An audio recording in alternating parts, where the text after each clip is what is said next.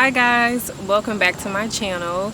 If you're new here, my name is Brandy, and today I'm just giving you guys a life update. I posted a picture under community posts just asking you guys what it is that you guys would like to see next here on my channel, and the few responses that I did get was like chit chat, girl talk, things like that. Today I just wanted to come on and give you guys a life update.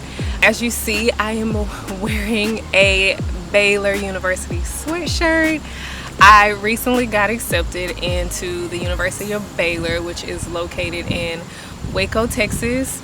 I got accepted into their master's program for speech language pathology, and I am super elated and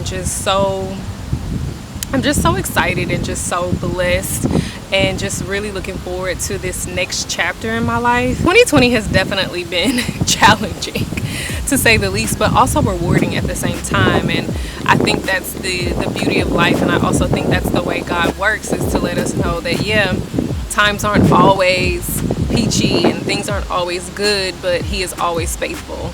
And that has definitely been the thing, that God is still faithful despite your circumstances, despite what you see with the human eye. He is working, and so God has definitely been working on my behalf. And I got into grad school during a pandemic.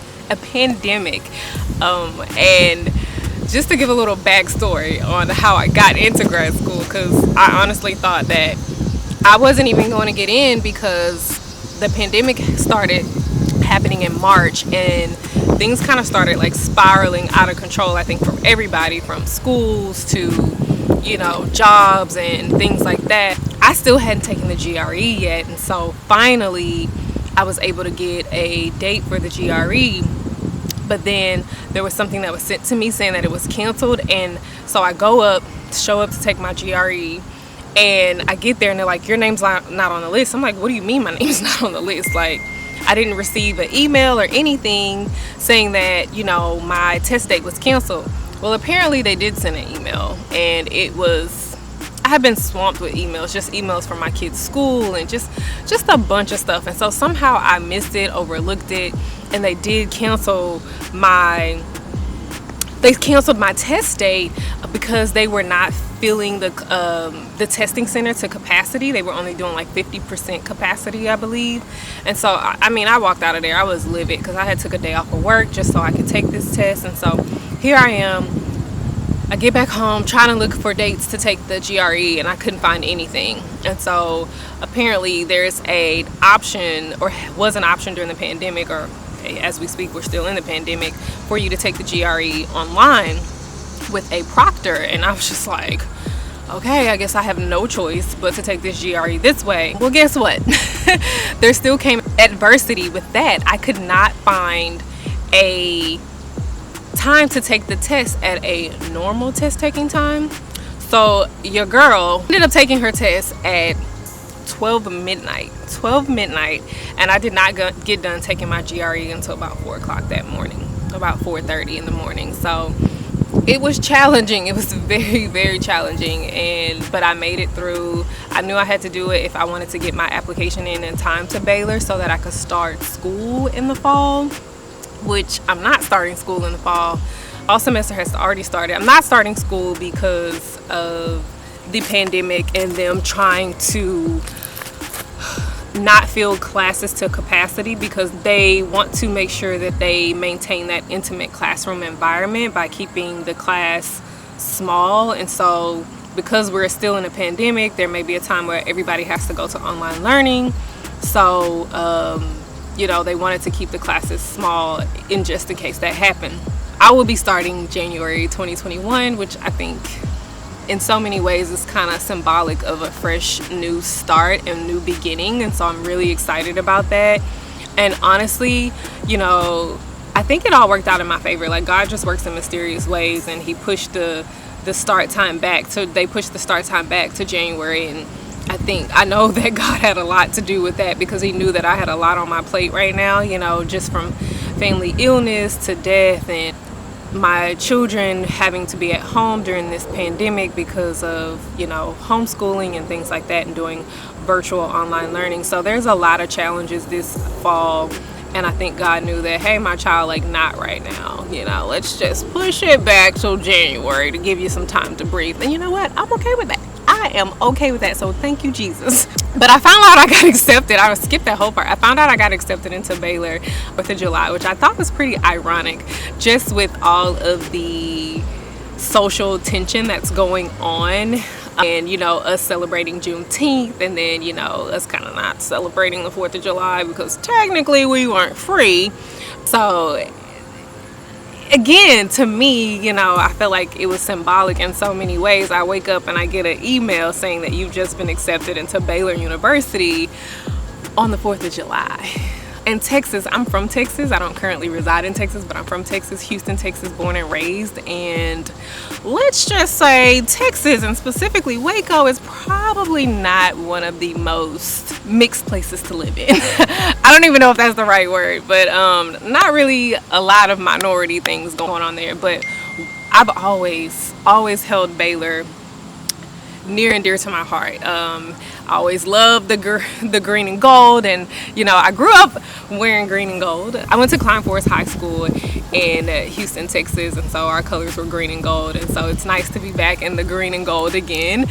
It just kind of feels like full circle for me, because Baylor was actually one of the schools that were at the top of my list to go to, and when I first graduated high school. And so I'm just like over the moon excited, because I feel like I get to do life, or I get a chance at this college thing all over again, and I'm going to one of these schools that were at the top of my list. One of the main reasons why Baylor has always been one of my top schools is because I actually played basketball in high school, got a scholarship to play basketball in college. I played Division I basketball, but Baylor was like one of the schools that I wanted to play ball for. I really wanted to go to Baylor. I really wanted to go to Baylor and play basketball, and those girls are tough. They are tough today. I enjoy watching those girls play. They are the bomb.com. If I could suit up today, I'd be out there, be like, look, what's up? What's up?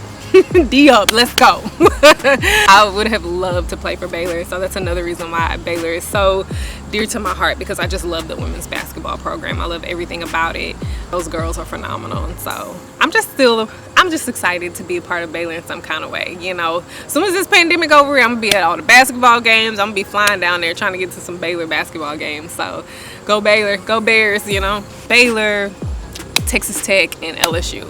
I knew I wanted to go to one of those schools, but I didn't, because life kind of happened. I went on to play basketball at a junior college in Brenham, Texas, and then I met my husband there, my boyfriend at the time, who is not my husband.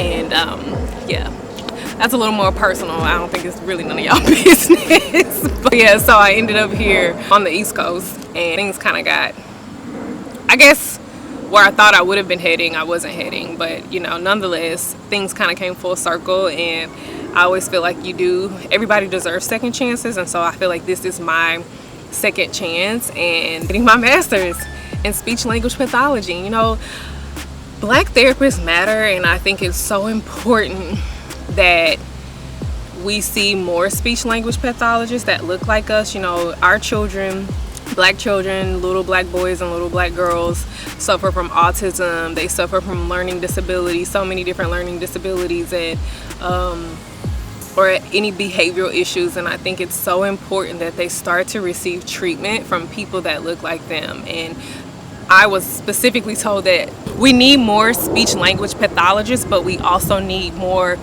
Black healthcare professionals in general taking care of people that look like us, because there's so many stereotypes and stigma in healthcare that, and I work in healthcare now as a recreational therapist, and I see it all the time, you know, and a lot of it is just done unintentionally. I think people have these stigmas and they don't even realize that they have them, but you see it and you're just like, and I'm just like, oh my gosh, we really need more people that look like us taking care of us. And so that's really what's driving me to stay in the healthcare industry, because I want to see my people taken care of, you know. And my son was seeing a speech therapist, and I knew then that, okay, this is the direction I think God is trying to lead me to. And I work with some amazing speech therapists, and they do a lot behind the scenes. You know, I work with stroke patients right now, and I'm so grateful and so thankful for my colleagues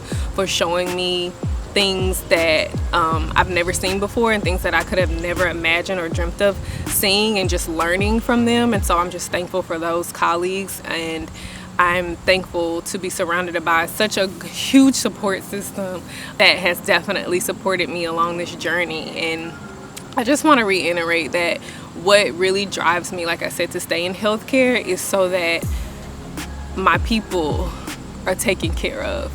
And especially when I think about the maternal mortality rate for Black women, that's really something that really drives me to stay in healthcare as well. I've been kind of, I guess I would say, a victim of, I felt like discrimination when I was pregnant with my first child. And like I said, people think people have these biases and they don't really even realize that they have them. And so I'm just grateful to God that at that time I had a doctor that was just like, we're going to another hospital. And she wasn't Black, by the way. She was actually Indian, and I love her, and so thankful for her to this day for recognizing, hey, this woman's in labor, and we need to deliver this baby.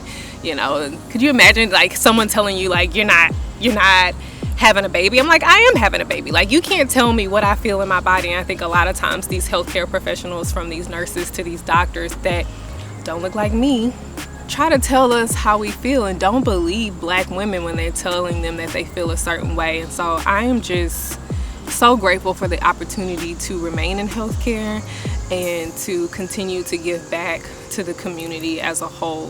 So lately I've been drawn to working with children. Just ever since my son started speech therapy, my heart just kind of kept growing and growing towards working with children, just watching his growth, because when he first started, he did stutter, and now he's able to have a conversation, smooth conversation, nothing bumpy. He only gets a little bumpy when he gets excited, then he starts to stutter a little bit, and it's kind of cute because you're like, dude, slow down.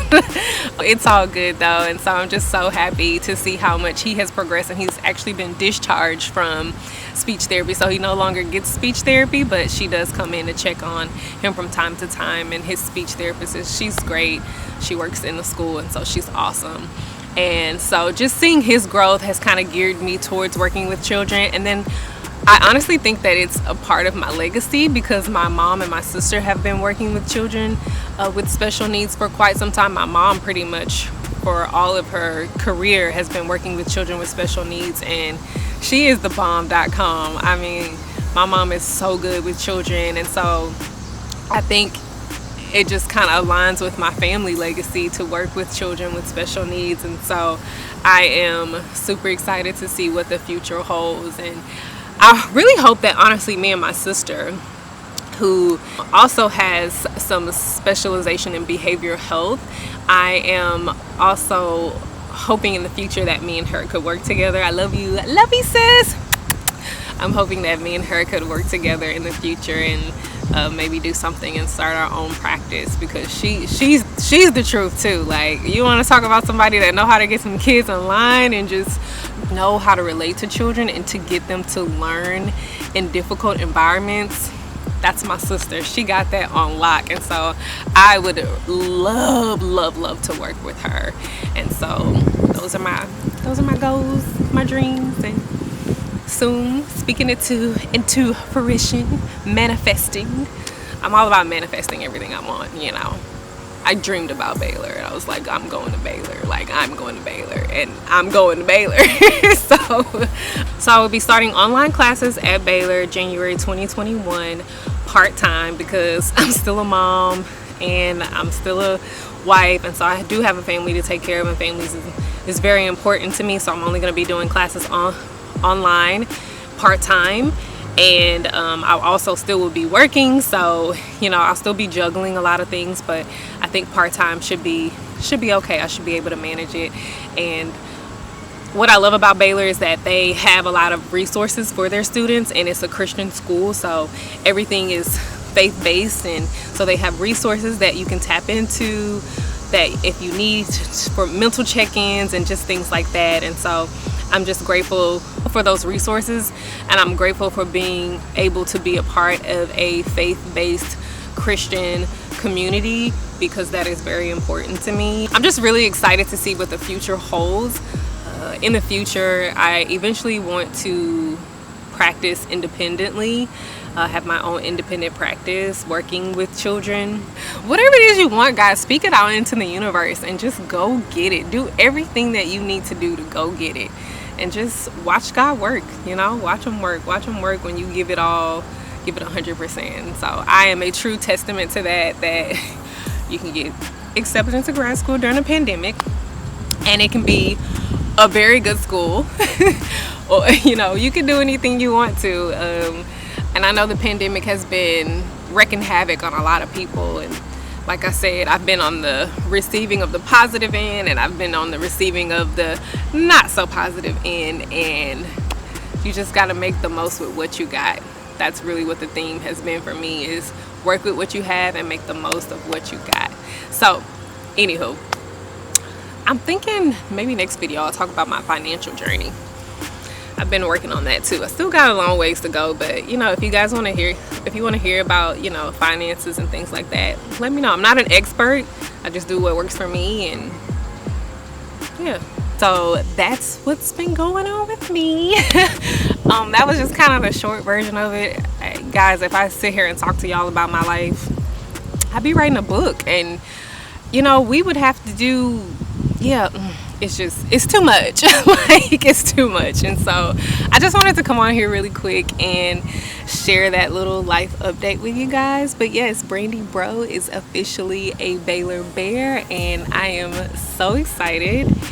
Yeah, and so I'll keep you guys updated. If you have any questions about speech language pathology and just healthcare in general, please feel free to leave it in the comments. You can find me on Instagram, direct message me. I'm pretty good at responding to direct messages, so any questions that you guys may have, I am more than happy to continue to talk about. If you guys like this kind of content, let me know, because this kind of feels different, but I like it. It's cool. I like talking to y'all, you know. So if I can help inspire or motivate or just provide any information to help educate the community about anything that I feel that's beneficial, or just healthcare in general, I'm here to do that. So, and if you're wondering where I got these glasses from, I do not wear prescription glasses. These are not prescriptions, by the way. These are blue light glasses. I love them. They're so cute. I've always wanted some glasses that were just like clear lenses, just to rock for fashion, and I am feeling these. I love them. So anywho, got these from Amazon. I'll leave the link in the description box below. So anywho, toodles guys, I love y'all. I'll see you in my next video. Peace. Bye.